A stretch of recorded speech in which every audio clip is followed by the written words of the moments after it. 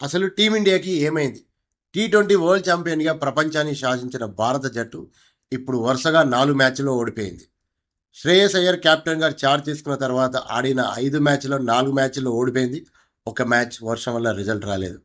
అసలు India T20 cricket ఆడడం start చేసినప్పటి నుంచి ఇలా 4 మ్యాచ్‌ల్లో వరుసగా ఓడిపోవడం ఇదే మొదటిసారి. అసలు ఇలాంటి పరిస్థితి ఎందుకొచ్చింది? నిజంగా ప్రాబ్లమ్ కెప్టెన్సీలో ఉందా? లేక టీమ్‌లోనే ఉందా? ఇంకేదైనా ప్రాబ్లమ్ ఉందా?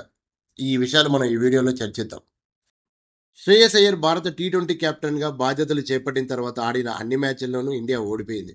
ఫస్ట్ ఐర్లాండ్తో జరిగిన 2 మ్యాచ్ల్లోనూ ఓడిపోయి సిరీస్ 2-0తో ఓటమి పాలైంది. తర్వాత ఇంగ్లాండ్తో జరిగిన మ్యాచ్లో కూడా రిజల్ట్లో ఏం తేడా రాలేదు. 2 మ్యాచ్ల్లోనూ ఓడిపోయింది.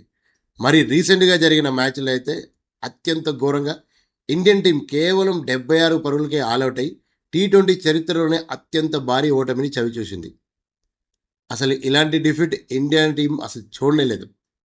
టీ20 క్రికెట్లో మన టీం చాలా స్ట్రాంగ్. గెలవడం తన అలవాటుగా మార్చుకున్న మన టీ20 cricket team back to back టైటిల్స్తో మనం ఎంత స్ట్రాంగో మరొకసారి క్రికెట్ ప్రపంచానికి తెలియజేసింది. కానీ వరల్డ్ ఛాంపియన్గా అవతరించిన తర్వాత ఆడిన 4 మ్యాచ్ల్లోనూ అన్ని మ్యాచ్ల్లో ఓడిపోవడం న్యాచురల్గా కొత్త కెప్టెన్ శ్రేయస్ అయ్యర్ వైపు అందరి చూపు మళ్ళింది.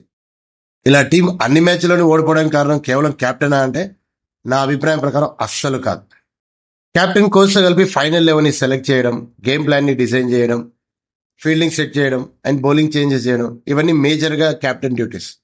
కానీ ప్రతి బ్యాట్స్మెన్ ఎలాంటి షాట్లు ఆడాలి, బౌలర్స్ ఎలాంటి బాల్స్ వేయాలి వేయకూడదు, ఇలాంటి వాటిపైన కెప్టెన్కి లిమిటెడ్ కంట్రోల్ ఉంటుంది.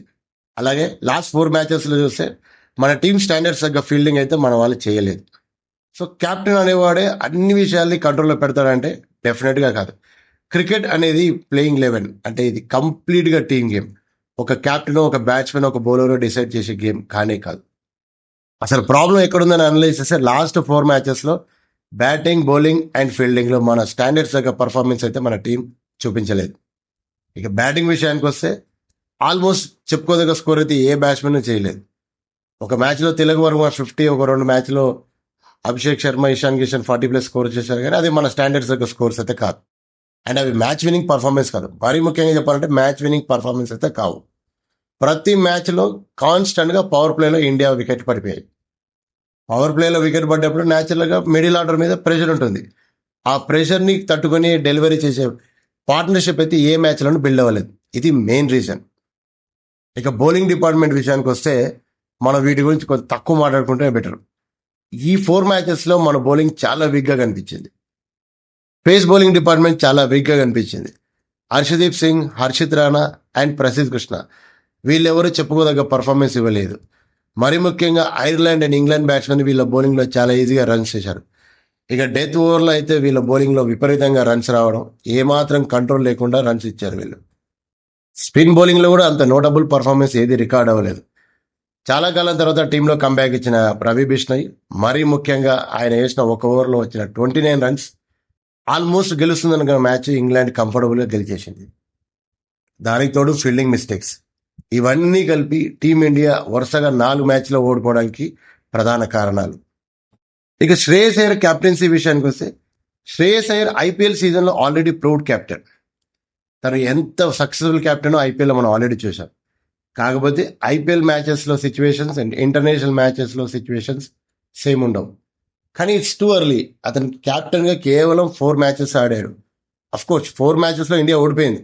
కానీ దిస్ ఇస్ టూ ఎర్లీ. ఇంత తొందరగా శ్రేయస్ అయ్యర్ క్యాప్టెన్సీ మీద మనం ఒక డెసిషన్కి రావడం అనేది చాలా తొందరపాటు చర్య అవుతుంది. He still need some more time. మనం అతనికి ఇంకా టైం ఇవ్వాలి. ఇక మన టీమిండియా కోచ్ గౌతమ్ గంభీర్.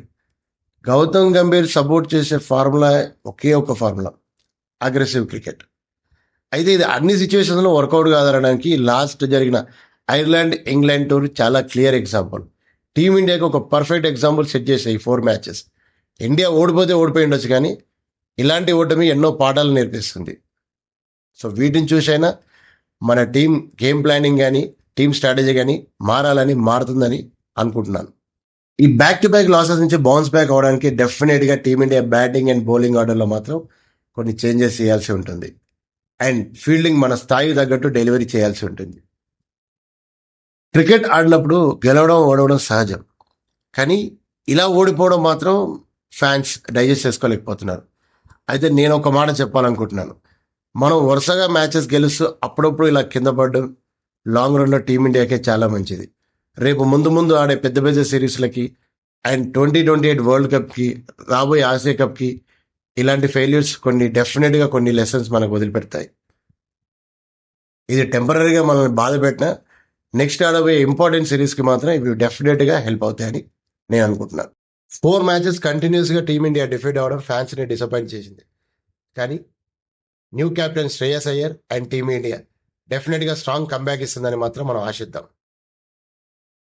ఈ వీడియో మీకు నచ్చినట్లయితే లైక్ చేయండి, షేర్ చేయండి అండ్ ఇలాంటి ఇంట్రెస్టింగ్ స్పోర్ట్స్ మ్యాటర్స్ కోసం మా ఛానల్ని తప్పకుండా సబ్స్క్రైబ్ చేసుకోండి.